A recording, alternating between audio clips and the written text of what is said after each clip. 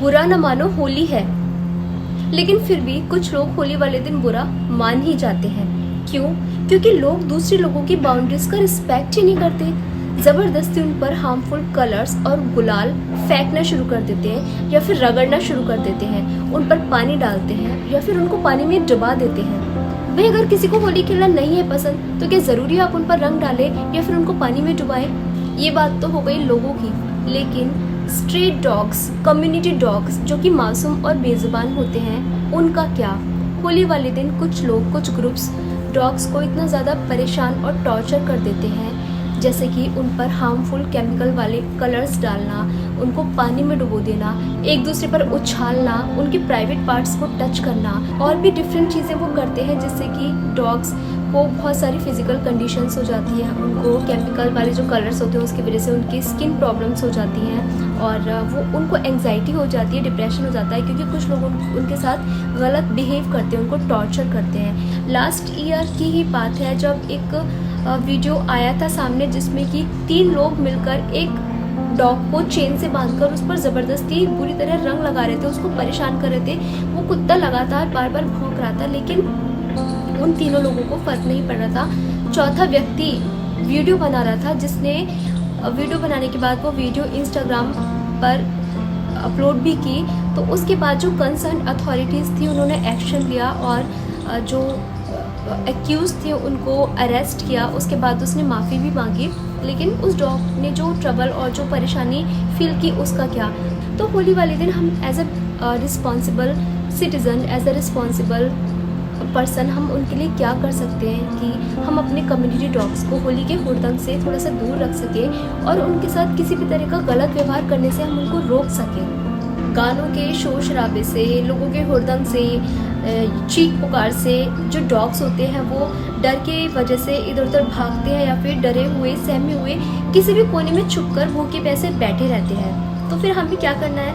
सबसे पहले हमें उनको एक शेल्टर प्रोवाइड करना है। शेल्टर प्रोवाइड करने का मतलब ये बिल्कुल भी नहीं है कि आप अपनी कम्युनिटी स्ट्रीट डॉग्स को उठाकर किसी शेल्टर होम में दे आएँ या फिर उनको शेल्टर होम में भेज दें। ऐसा बिल्कुल भी नहीं करना। शेल्टर प्रोवाइड करने का मतलब ये है कि रोड पर ही, कॉलोनी में, या फिर किसी भी ऐसी जगह पर जहाँ पर आपको लग रहा है कि आपका डॉग यहाँ पर कंफर्टेबली बैठ सकता है, आप कुछ कपड़ा बिछा दीजिए, बोरी बिछा दीजिए, कोई फटा पुराना गद्दा बिछा दीजिए, जिससे कि वो डॉग वहाँ पर आराम से बैठ सकता है।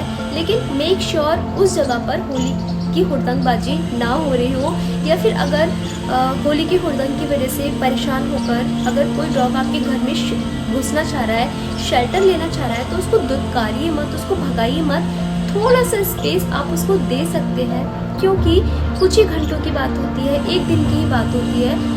ऑब्वियसली होली खेलने के बाद सब लोग शांत हो जाते हैं, उतना ज़्यादा शोर शराबा नहीं होता है, तो उसको अपने घर में अलाउ करिए कि वो आपके घर में कहीं किसी कोने में शांति से बैठ जाए। होली वाले दिन सारा मार्केट बंद होता है, कोई भी दुकानें नहीं लगती, खाने पीने की कोई भी स्टॉल नहीं लगती, तो स्ट्रीट डॉग्स के लिए मुश्किल हो जाता है खाना ढूंढना।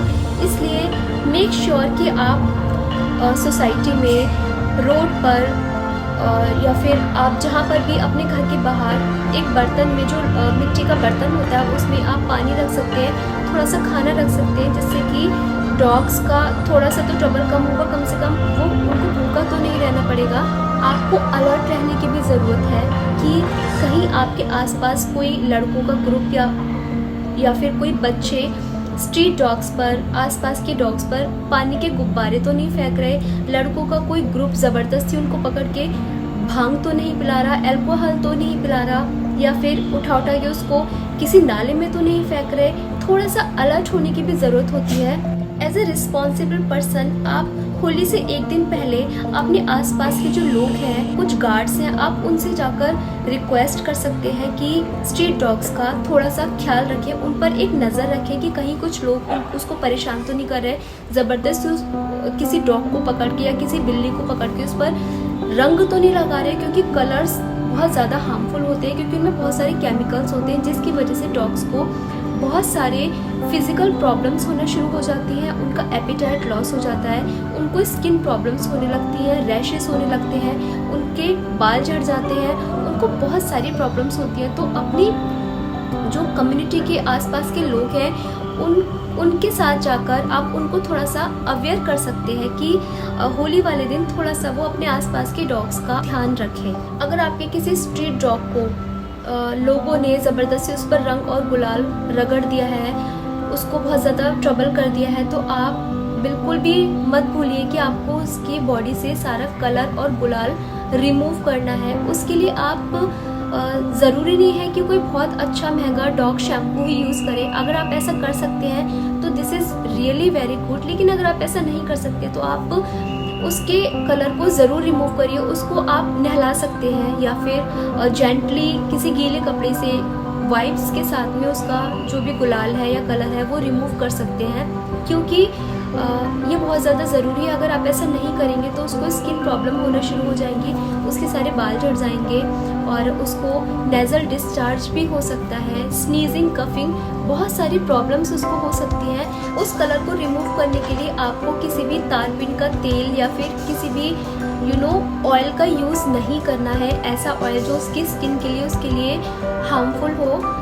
मेक श्योर कि आप जो भी चीज़ यूज़ कर रहे हैं वो उसके लिए किसी भी तरह से हार्मफुल नहीं होनी चाहिए। आप अपने फ़ोन में लोकल रेस्क्यू ऑर्गेनाइजेशन का, NGOs के नंबर सेव कर सकते हैं, जिससे कि अगर कोई इमरजेंसी की सिचुएशन होती है तो आप उनको कांटेक्ट कर सकें, आप अपने डॉग को वहाँ पर जाकर दिखा सकें। होली पे होने वाले इस ट्रबल, इस डिप्रेशन, एंग्जाइटी और जो उसको फिज़िकल प्रॉब्लम्स होती है उससे बचाने के लिए आप प्लीज़ इन सारे टिप्स को फॉलो करने की कोशिश कीजिए और मेक श्योर कि आपके आसपास के सारे जानवर सेफ रहे, सुरक्षित रहे।